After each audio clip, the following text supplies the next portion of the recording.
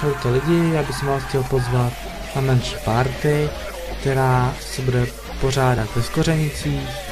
Je to u Chocně a doufám, že byste si tam užili.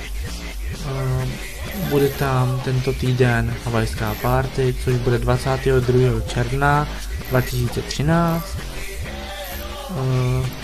Bude tam plážový písek, budou tam míchaný drinky havajský, ovoce, různý nafukovací potvory, bazén, takže se můžete v klidu vykoupat, altánek tam bude, kde bude pivo, kde bude velká grilovačka.